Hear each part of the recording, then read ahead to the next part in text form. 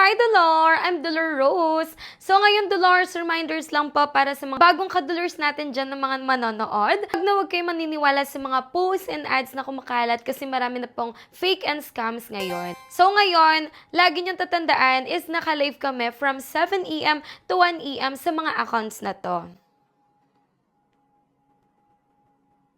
Ayun lang Dolores, sana subaybayan nyo kami sa araw-araw naming pagla-live. So maraming salamat once again, I'm Dolor Rose, and thank you so much for watching. Bye!